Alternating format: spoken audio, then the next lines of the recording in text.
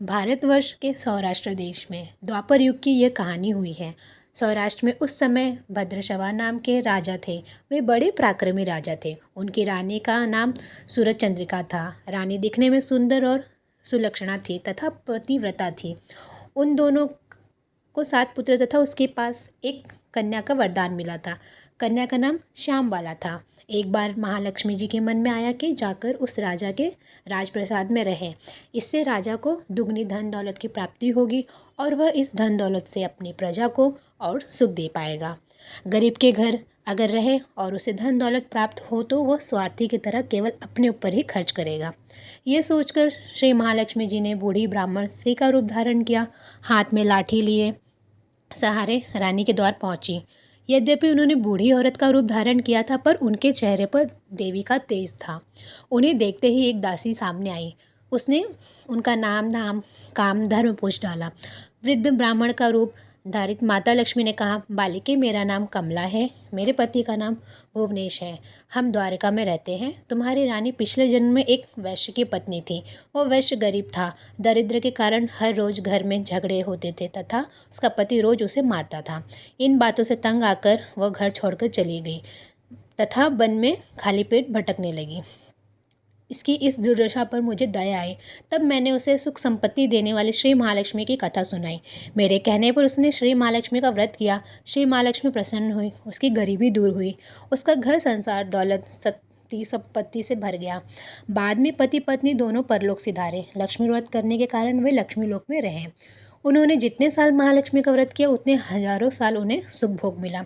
इस जन्म में उसका जन्म राजघराने में हुआ है, परंतु वह श्री महालक्ष्मी का व्रत करना भूल गई है। उसे यह याद दिलाने में यहाँ आई हूँ। बुढ़िया की बातें सुनकर दासी ने उन्हें प्रणाम किया तथा श्री महालक्ष्मी का व्रत किस तरह किया जाए इस बारे में पूछा। बुढ़िया रूप धारण किए हुए श्री महालक्ष्मी माता ने दासी को पूजा की विधि तथा महिमा बताई। इसके बाद वो दासी माता को प्रणाम कर रानी को बताने अंदर चली गई। राजवैभव में रहते हुए रानी को अपने ऐश्वर्य का बहुत घमंड हुआ। संपत्ति तथा अधिकार की वजह से वह उन्मत्त हो गई थी। दासी द्वारा बताई गई बुढ़िया की बातें सुनकर वो आग बबूला होकर राजद्वार पर बुढ़िया रूपी महालक्ष्मी पर बरस पड़ी। उसे यह मालूम नहीं था कि श्री महालक्ष्मी माता बुढ़िया का रूप धारण किए द्वार तक आई है, परंतु रानी का इस कदर रुख बर्ताव तथा अपना अनादर देखकर माता ने वहाँ ठहरना ठीक न समझा। वे वहाँ से चल पड़ी। राह में उन्हें राजकुमारी श्यामबाला मिली। उन्होंने श्यामबाला को सारी बात बताई। श्यामबाला ने अपनी ओर से श्री महालक्ष्मी माता से क्षमा मांगी। माता को उस पर दया आई। उन्होंने श्यामबाला को श्री महालक्ष्मी व्रत के बारे में बताया। उस दिन अगहन मार्गशीर्ष माह का पहला गुरुवार था। श्यामबाला ने परम श्रद्धा से श्री महालक्ष्मी का व्रत रखा। फलस्वरूप राजा सिद्धेश्वर के सुपुत्र मालाधर से उसका विवाह हुआ। वह धन दौलत ऐश्वर्य वैभव से मालामाल हो गई। पति के साथ ससुराल में आनंद से दिन बिताने लगी। इधर श्री महालक्ष्मी का रानी पर प्रकोप हुआ। फलस्वरूप राजा भद्रशवा का राज्य एवं राज कारोबार नष्ट हो गया। यहाँ तक कि खाने के लाले पड़ गए। ऐसी हालत में एक दिन रानी ने राजा से निवेदन किया, हमारा दामाद इतना बड़ा राजा है, धनवान है, ऐश्वर्यशाली है, क्यों न उसके पास जाएं, अपना हाल उसे बताएं, वह जरूर हमारी मदद करेगा। इस बात पर राजा भद्रशवा दामाद के पास रवाना हुए। राज में पहुंचकर एक तालाब के किनारे थोड़ी देर विश्राम लेने के लिए ठहरे। तालाब से पानी लेने जाते दासियों ने उन्हें देखा। उन्होंने विनम्रता से उनकी पूछताछ की। जब उन्हें मालूम हुआ कि वे रानी श्यामबाला के पिता हैं तो दौड़ते हुए जाकर उन्होंने रानी को सारी बात बताई।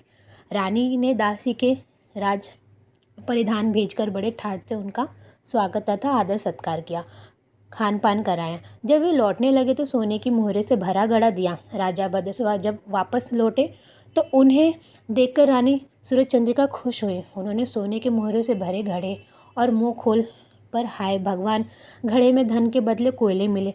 ये सब श्री महालक्ष्मी के प्रकोप से हुआ। इस प्रकार दुर्दशा में और कई दिन बीत गए। इस बार रानी स्वयं अपनी कन्या के पास गई। वो दिन अगहन माह का अंतिम गुरुवार था। श्यामबाला ने श्री महालक्ष्मी का व्रत किया, पूजा की, अपनी माता से भी व्रत करवाया। इसके बाद रानी अपने घर आई। श्री महालक्ष्मी का व्रत रखने पर उसे फिर से अपना राजपाट, धन दौलत, ऐश्वर्य प्राप्त हुआ। फिर से सुख शांति आनंद में जीवन बिताने लगी। कुछ दिन बाद राजकन्या श्यामबाला अपने पिता के घर आई। उसे अपने घर देखकर सूर्यचंद्रिका को पुरानी बातें याद आई।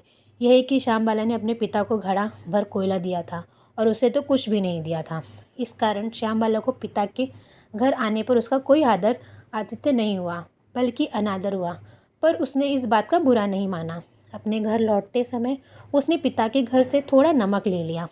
अपने घर पर लौटने के बाद पति ने उससे पूछा, अपने मायके से क्या लाई हो? इस पर उसने जवाब दिया, वहाँ का सार लाई हूँ। पति ने पूछा, इसका मतलब क्या हुआ? श्यामबाला ने कहा, थोड़ा धीरज रखिए, सब मालूम हो जाएगा। उस दिन श्यामबाला ने सारा भोजन नमक डाले बिना बनाया और परोसा। पति ने खाना चखा। सारा खाना नमक बिना था, इसलिए स्वाद न आया। फिर श्यामबाला ने थाली में नमक डाला, इससे सारा भोजन स्वादिष्ट लगने लगा। तब श्यामबाला ने पति से कहा, यही है वह मायके का लाया हुआ सार। पति को उसकी बात सही लगी। फिर वह दोनों हंसी मजाक करते हुए भोजन करने लगे। कहा गया है कि इस तरह जो कोई श्रद्धा भाव से महालक्ष्मी की पूजा करे, उसे माता की कृपा प्राप्त होती है, सुख संपत्ति शांति प्राप्त होती है, सभी मनोकामनाएं पूरी होती है। परंतु यह सब प्राप्त होने पर माता की पूजा को भूलना नहीं चाहिए। हर गुरुवार को व्रत पाठ अवश्य करना चाहिए। इस तरह श्री महालक्ष्मी की महिमा भक्तों की मनोकामना पूरी करती है।